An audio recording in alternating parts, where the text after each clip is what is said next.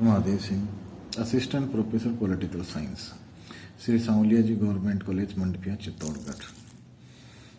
आज हम पढ़ेंगे राज्य की उत्पत्ति का सामाजिक समझौते का सिद्धांत या संविदा सिद्धांत, सोशल कॉन्ट्रैक्ट थ्योरी।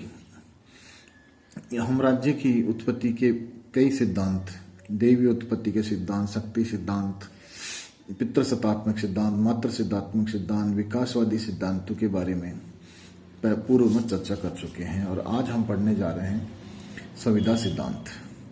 संविदा सिद्धांत के जो तीन मुख्य व्याख्याकार माने जाते हैं वह है हॉब्स, लॉक और रूसो। ये कॉन्ट्रैक्ट थ्योरी के सबसे बड़े विचारक हैं। इन विचारकों का मानना है कि राज्य की उत्पत्ति मनुष्य के मध्य एक आपसी समझौते या व्यक्ति और शासकों के बीच हुए एक समझौते के कारण हुई है। तीनों विचारक इस सिद्धांत को मानते हैं, सोशल कॉन्ट्रैक्ट थ्योरी को मानते हैं, परंतु इसके बारे में इनके विचारों में काफी मतांतर और मतभेद हैं। और इन मतभेदों के जो तीन मुख्य बिंदु हैं वो नंबर 1 है कि राज्य की उत्पत्ति के पूर्व प्राकृतिक अवस्था के बारे में वर्णन को लेकर इनमें मतभेद है। प्राकृतिक अवस्था में मनुष्य का स्वभाव कैसा था या मनुष्य का स्वभाव कैसा है, इसके बारे में लेकर इनको मतभेद है। और तीसरा है कि सामाजिक समझौते कोई स्वरूप को लेकर इनके मध्य मतभेद है, सामाजिक समझौते के कर्ताओं को लेकर इनके मध्य मतभेद है। 16वीं एवं 17वीं शताब्दी में राज्य की उत्पत्ति की व्याख्या एक नवीन सिद्धांत के द्वारा हुई जिसे सामाजिक संविदा का सिद्धांत कहा जाता है। राज्य एक मानव निर्मित संस्था है और उसका निर्माण सामाजिक समझौते के परिणाम स्वरूप हुआ है। सामाजिक समझौते की मूलभूत मान्यताओं के बारे में हम बात करते हैं। तो पहली मान्यता है प्राकृतिक अवस्था। प्राकृतिक अवस्था से तात्पर्य यह है कि राज्य की उत्पत्ति से पूर्व एक ऐसी अवस्था थी जिसमें मनुष्य रहते थे और इस अवस्था में रहने वाले मनुष्यों को शांति और सुरक्षा और व्यवस्था की आवश्यकता प्रतीत हुई। वस्तुतः हम कहें तो ये प्राकृतिक अवस्था मत्स्य न्याय की अवस्था मानी जा सकती है और इसमें रहने वाले व्यक्ति प्राकृतिक अवस्था को छोड़कर एक सिविल सोसाइटी, सभ्य समाज की स्थापना के लिए सामाजिक समझौता करते हैं, जिसका परिणाम राज्य की स्थापना के रूप में होता है। इस बारे में हॉब्स अपने ग्रंथ लेवियाथन में लिखते हैं कि प्राकृतिक अवस्था में मनुष्य स्वार्थी था, आत्म सुरक्षा के भाव से ओतप्रेरित था और एक प्रकार से वह जंगली और असामाजिक था। लॉक अपने ग्रंथ टू ट्रेटाइड्स ऑन गवर्नमेंट में कहते हैं कि प्राकृतिक अवस्था में मनुष्य शांति प्रिय, सद्भावपूर्ण, सरल और विवेक सम्मत था। वहीं रूसो अपने ग्रंथ सोशल कॉन्ट्रैक्ट और डिस्कोर्स ऑन इनइक्वलिटी में लिखते हैं कि प्राकृतिक अवस्था में मनुष्य एक प्रकार से सभ्य जानवर, नोबल शेवेस था। वह बहुत ही सरल, परम सुखी, शांत और संतुष्ट था। रूसो तो यहाँ तक नारा देते हैं कि मनुष्य आज राज्य की स्थापना के बाद में बैक टू नेचर, प्रकृति की ओर लौटना चाहते हैं। यानी प्राकृतिक अवस्था एक शांत और सरल अवस्था थी। अब बात करते हैं सामाजिक समझौते की दूसरी मान्यता, प्राकृतिक अधिकार। जब हम प्राकृतिक अधिकारों की बात करें तो पहले से समझना जरूरी है कि प्राकृतिक अधिकार होते हैं क्या। प्राकृतिक अधिकारों से तात्पर्य है कि मनुष्य को जन्म से ही प्रकृति से कुछ ऐसे अधिकार मिले होते हैं जो कोई भी व्यक्ति या संस्था मनुष्य से नहीं छीन सकती। यानी कि वह अपरिहार्य होते हैं कि जो जन्म के साथ ही मिले होते हैं। अब प्राकृतिक अवस्था में क्योंकि राज्य और कानून का अभाव था, इसलिए व्यक्ति के इन प्राकृतिक अधिकार स्वतंत्रताओं की रक्षा वाला कोई मैकेनिज्म था नहीं। इसलिए मनुष्यों ने एक ऐसे सामाजिक समझौते के माध्यम से एक ऐसे मैकेनिज्म संस्था की स्थापना की जिसे राज्य कहा गया। यानी समझौते के परिणाम स्वरूप राज्य का उदय हुआ, जिसका कार्य था इन प्राकृतिक अधिकारों की रक्षा करना। रूसो कहते हैं कि स्वतंत्रता, समानता जैसे प्राकृतिक अधिकारों की बात करते हैं, स्वतंत्रताओं की बात करते हैं। हॉब्स जीवन की सुरक्षा के अधिकार की बात करता है, परंतु लॉक 3 प्राकृतिक अधिकारों की बात करता है: जीवन का अधिकार, स्वतंत्रता का अधिकार और संपत्ति का अधिकार। अब बात करते हैं हम सामाजिक समझौते की। मनुष्य ने आपस में समझौता करके राज्य की स्थापना की।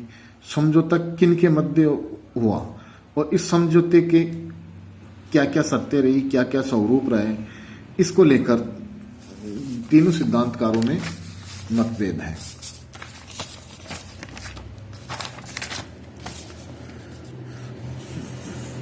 और इस समझौते का परिणाम क्या लगा, इसको लेकर राजनीतिक परिणाम क्या निकले, इसको इन प्रश्नों को लेकर भी सिद्धांतकारों में मतभेद है।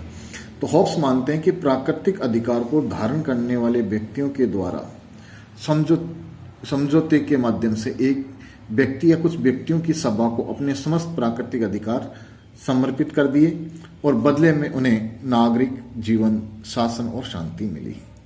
यानी कि एक समझौता हुआ लोगों के मध्य।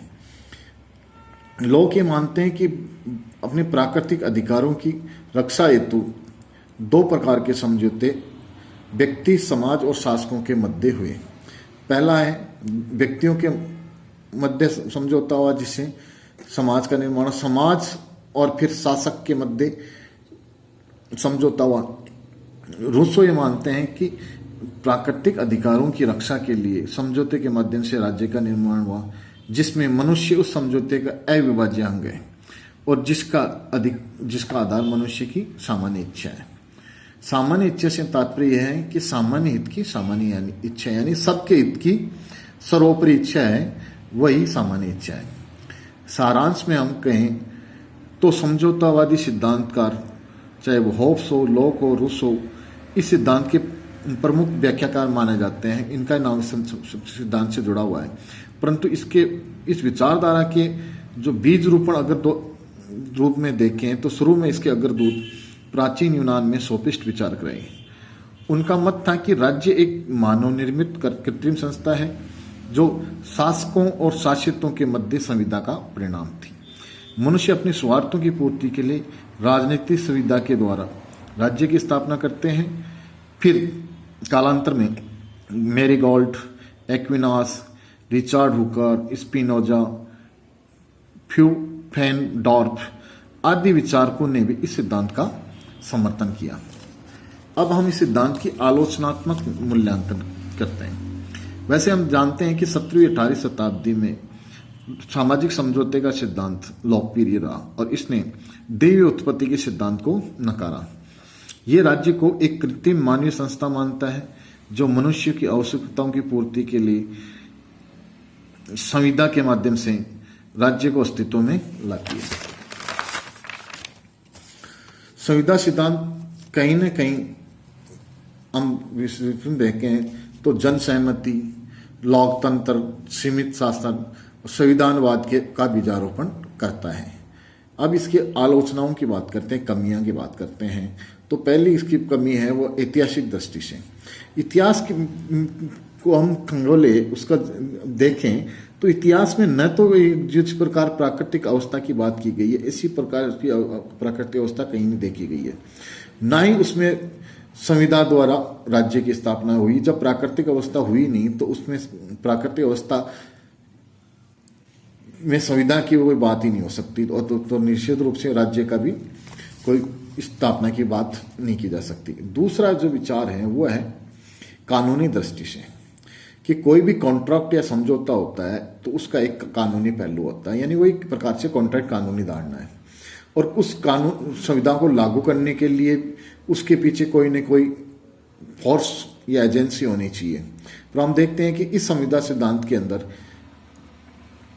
कहीं भी कानूनी पहलू की बात नहीं कही गई और ना ही इसको लागू करने के लिए कोई राज्य की व्यवस्था हुई, परंतु सामाजिक समझौते के पीछे लागू करने वाली कोई शक्ति नहीं है। अब हम बात करेंगे इसके दार्शनिक पहलू की। दार्शनिक दृष्टि से इसमें क्या कमी है।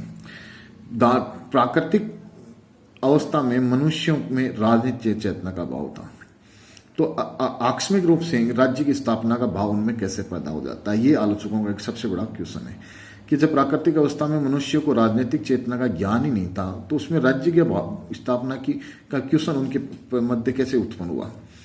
इसका ये समझौतावादी सिद्धांतकार कोई स्पष्ट जवाब नहीं दे पाते। ऐसा भाव सिर्फ राजनीतिक चेतना के साथ ही हो सकता है। जब राजनीतिक चेतना नहीं है तो राज्य की स्थापना का प्रश्न ही पैदा नहीं होता।